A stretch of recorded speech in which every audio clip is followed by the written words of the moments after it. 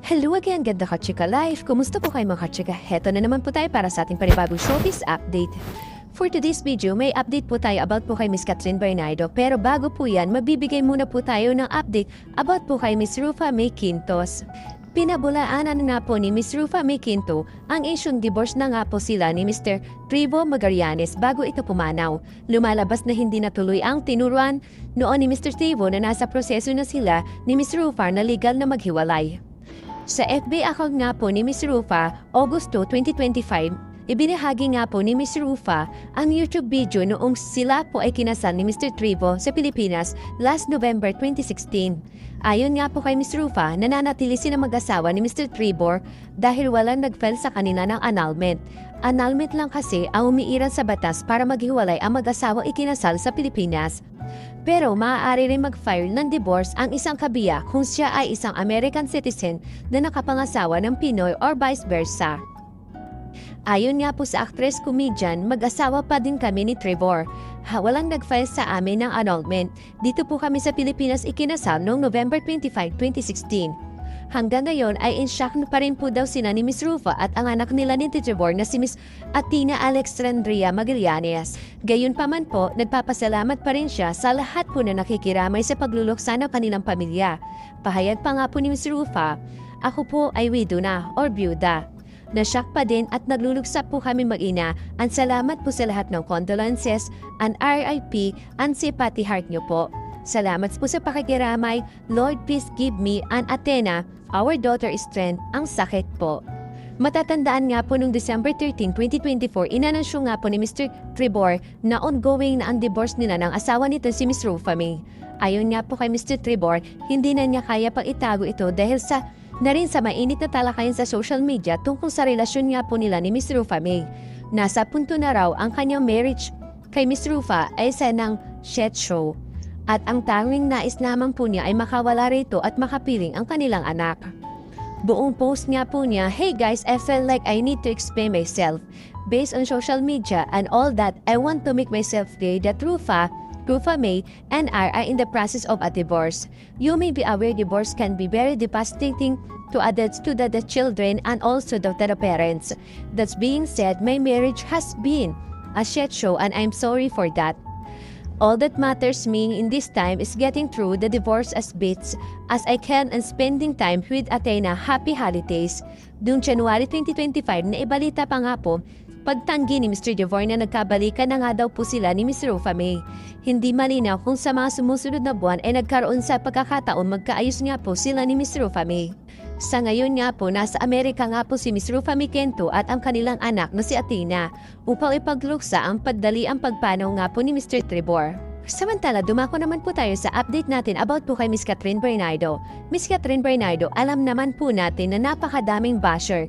Ngunit, alam niyo po ba, di kayang pabaksakin si Miss Catherine Bernardo ng mga basher? Gusto lang nga po nakatikim ng sabay-sabay na sampal ang mga basher ni Miss Catherine Bernardo sa online world nitong weekend.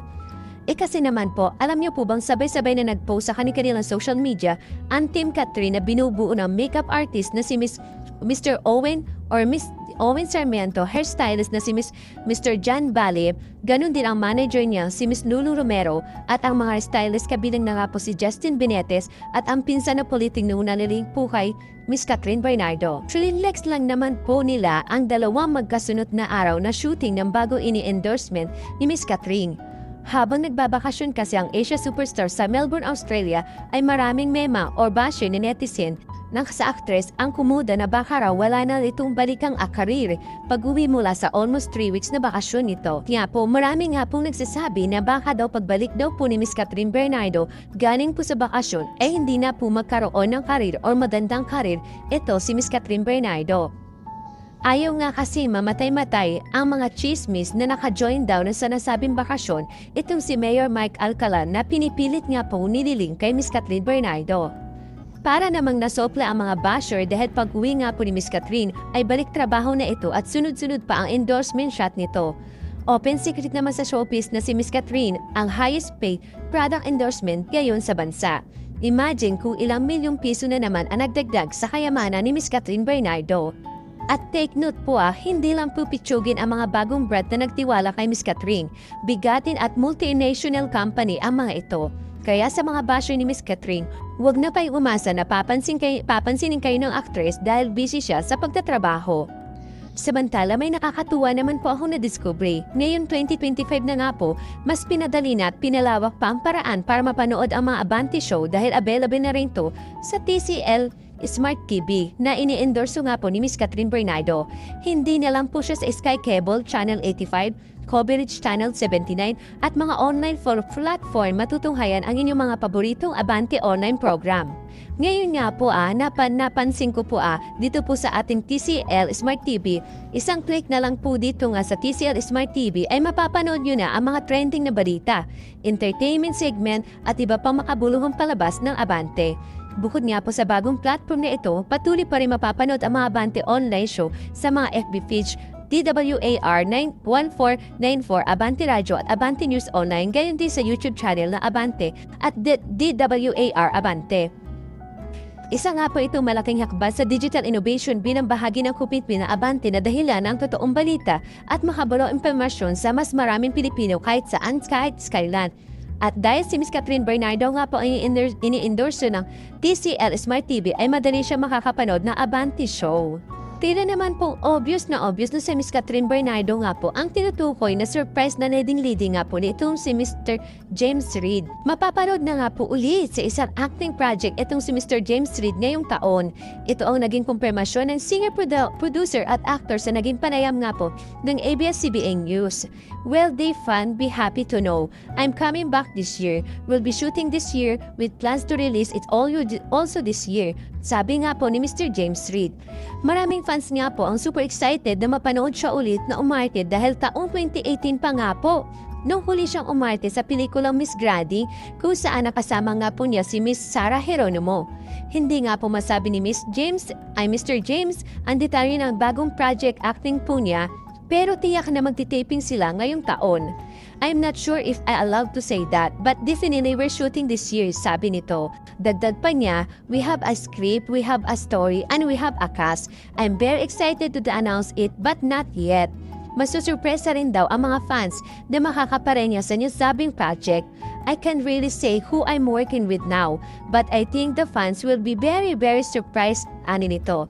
Sabi naman ng mga fans, obvious naman daw kasing si Miss Catherine Bernardo ang next leading nga po ni Mr. James Reid. Kayo po mga kachika, tinatanong ko po kayo, tingin niyo po si Miss Catherine Bernardo po ba ang tinutukoy ni Mr. James Reid na kanya makakapareho sa isang serye? I-comment nyo lang po kung sino sa palagay nyo ang makakapareho nga po ni Mr. James Reid. Sa aking palagay po ay si Miss Catherine Bernardo nga po ang tinutukoy dahil nga po wala na raw po iba kundi si Miss Catherine Bernardo nga po ang tinutukoy nga po ni Mr. James Reid sa kanya interview. Iniisa-isa nga po kasi na ang katangian na susunod na magiging leading lady na niya sa kanyang pagbabalik teleserye. Dahil doon ay si Miss Catherine na ang hula ng lahat, lalong-lalo na nga po ang mga netizen. Bakas nga po sa Osho Pinoy Heartthrob ang saya at sobrang excitement sa gagawang serye this year. Aminado nga po si Mr. James na gusto niyang masimulan ang proyekto dahil gusto niya niyang makasama ang actress hindi bilang kalabting kung hindi bilang co-actor sa trabaho. Actually, matagal-tagal na nga pong pinagchichismisan po ng mga netizen at ng mga basher na may gagawing teleserye nga po itong si Miss Catherine Bernardo at Mr. James. At ito pa po yung nasagap natin balita na ito daw po ay shoot sa abroad. At tila nga po may pahiwatig nga po itong si Mr. James tungkol dito. Ingat na ingat lang ang aktor na parang walang ma-spoil ang tungkol sa inaabangang serye dahil may special announcement nga po na gagawin ang ABS-CBN Studio tungkol dito. Ngunit alam niyo po ba, malapit na nga rin po itong i-anunsyo. Kaya tayo mga Kat Den fans or mga nagmamahal kay Miss Catherine Bernardo, suportahan na lang po natin si Miss Catherine Bernardo sa kanyang darating na serye.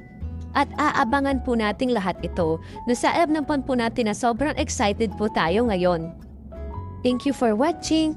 Kung nagustuhan niyo po ang video ito, subscribe na sa Starlight Showbiz YouTube channel and please don't forget to hit the bell button for our latest updates.